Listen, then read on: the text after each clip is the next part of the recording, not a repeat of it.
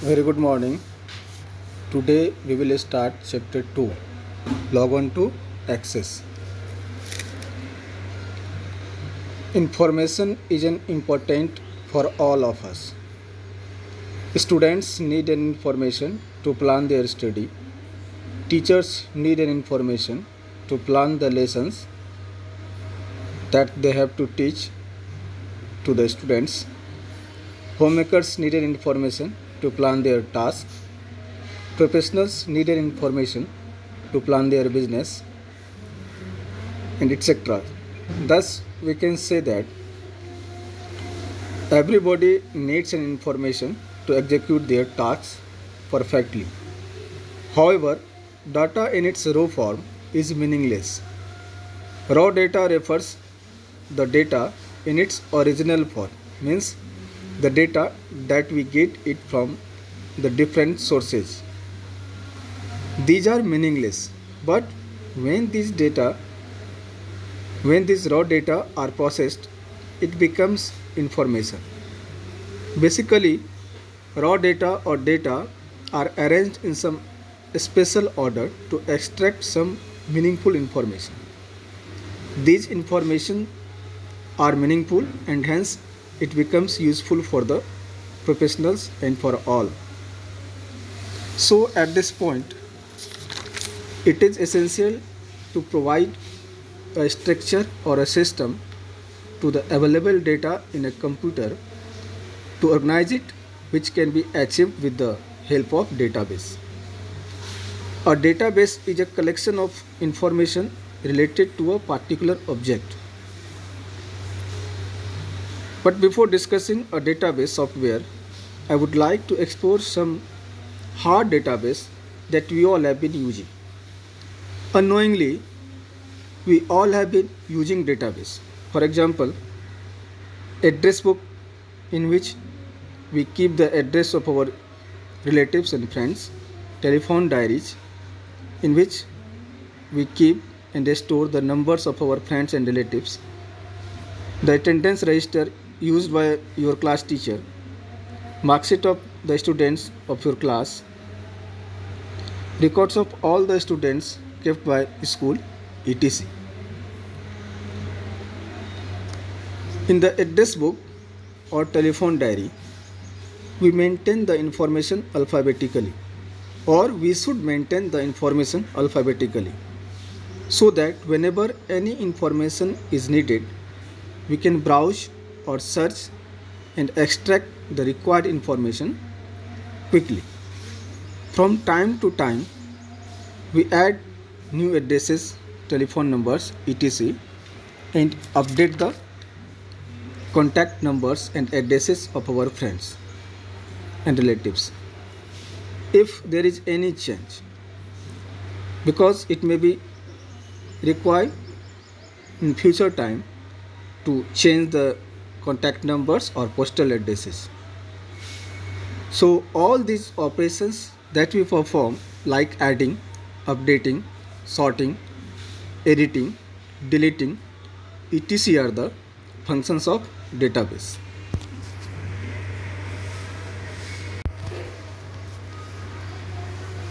Telephone directory or directory maintaining a list of students and their addresses, keeping their records related to academic and co-curricular achievements, list of groceries in a grocery store, catalog in a library, list of customers in a bank, maintaining employees information in office and organizations, etc. are the example of different types of database.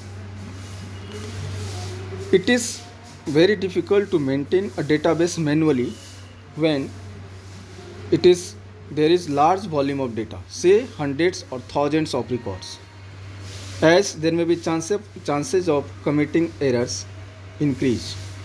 As we have the large volume of data, there may be then it becomes error prone, that is there may be errors, there may be chance of occurring errors.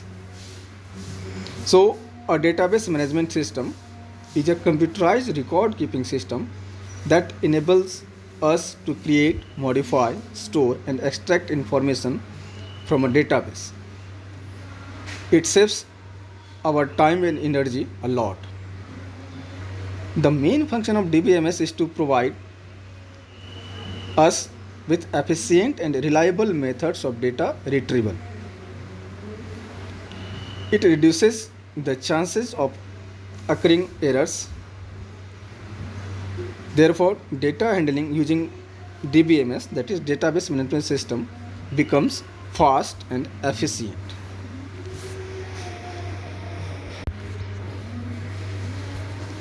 Now, types of database. There are mainly two types of database: flat file database and relational database. In a flat file database refers to the data files that contain records which have a small fixed number of fields without any structured relationship. For example, Microsoft Excel.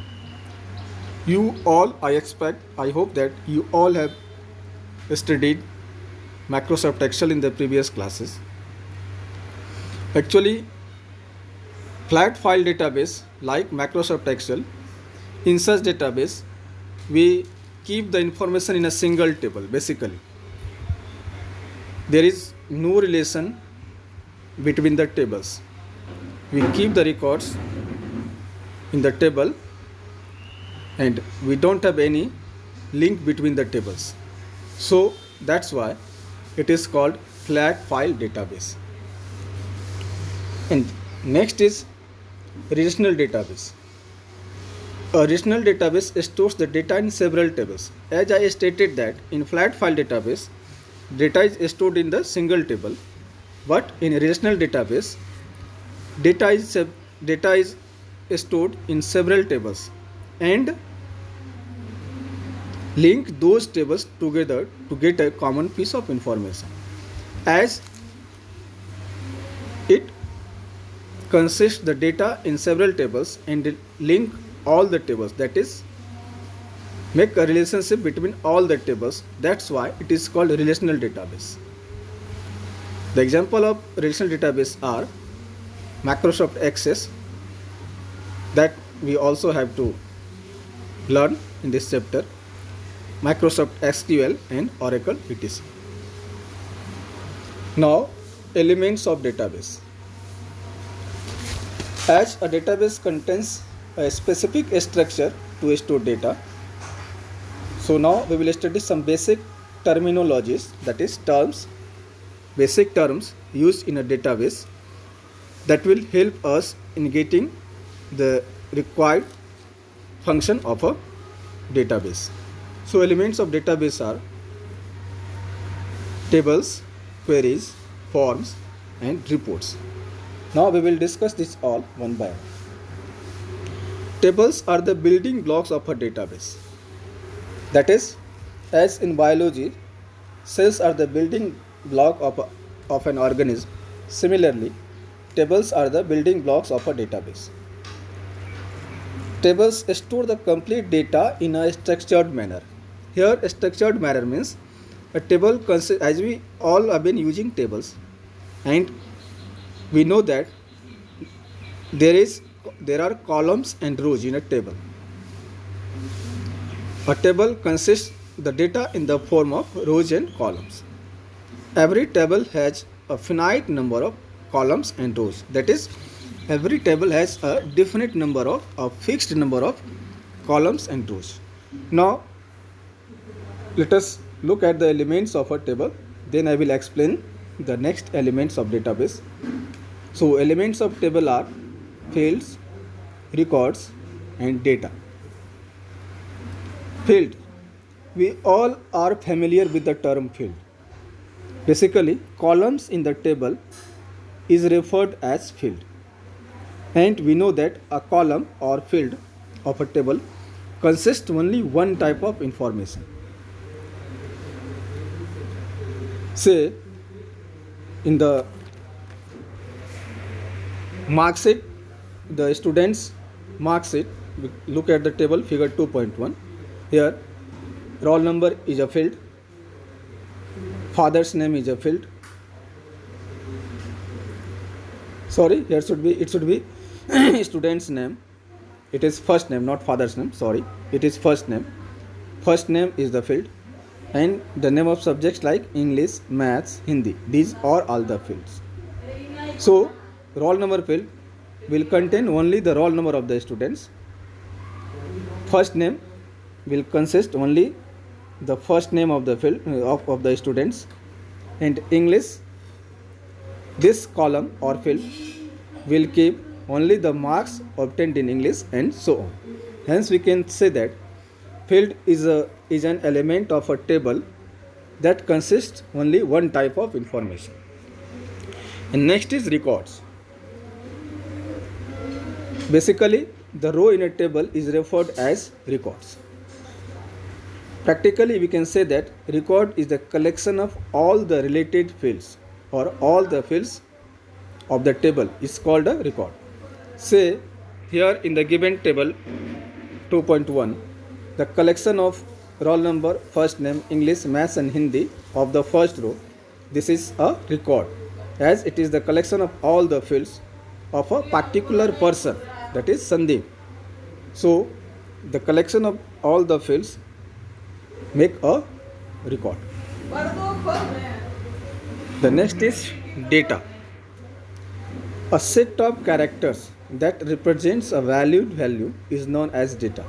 For example, in the given example, look at the table 2.1. Suppose 2 is the roll number of a student named Nitin, who got the marks 65, 80, 77, etc., 90, 79. That any set of characters and numbers is referred to as data. Now, the second element of database, that is queries. Query literally means to ask a question. As a database consists large amount of data, sometimes we need to extract information of a particular person. Then how can we search? If suppose it consists the thousands of data, then how can we search for a particular data? So it is the query that helps us to retrieve the filtered data based upon some conditions. Queries are also used to perform actions such as delete, update, etc. on the data based upon some special condition. That is, we can also use query to delete and update the data. And the next element is forms. Form is a special window. Forms are the user-friendly interfaces that provides the facility to process the entering data in a tables and queries also. That is, we can use the forms to enter data in the tables as well as in query also. We will perform its lab. Then if there is any confusion, it can be eliminated during the lab. We will perform the lab, then we will know the use of queries and forms as well. Basically, a form has an attractive interface, that is windows, that accepts data from us and forward it to the corresponding tables or queries. And the last element of database is reports. Reports, as the name suggests, reports are used to prepare a report as it may be needed. So reports are used to display the selected data in a printable format. When we would need to print some data, then first we create its report, then we can print it. It consists the summarized data from one or more tables or queries and organize it in a printable format. So we use report when we need a hard copy or we need a report on the related item. And the next is advantages of DBMS. There is much advantages of DBMS, but some of the key advantages, that is important advantages of DBMS, are as follows. A DBMS, that is database management system, provides us with efficient and reliable methods of data retrieval. Efficient means sufficient, Efficient means powerful, and reliable means we can rely on it. It facilitates the reduction of data redundancy. Redundancy means duplicacy of data.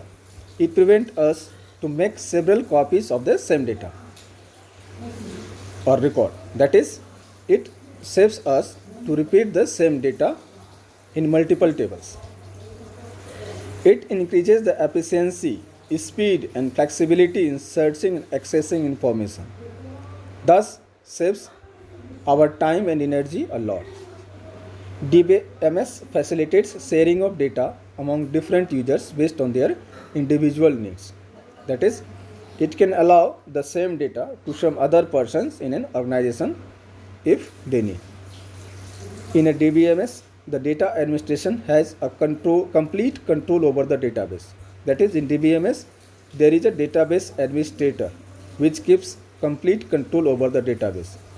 It ensures that data is accessed only by the authorized users and it cannot be accessed to some unauthorized persons, as they may do some activity. If unauthorized person gets data, confidential data, they may use it, that may be harmful for the organization.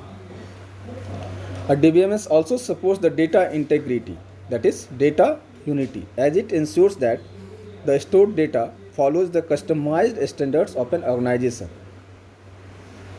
Suppose the maximum marks of an examination are set to 100.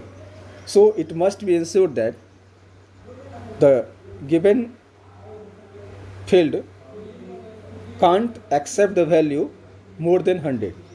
So there we can have rules to make sure that the database accepts the numbers only between the range of 0 to 100, not beyond this range. So these are the advantages of DBMS. In the next clip, we will move ahead and explain Microsoft Access.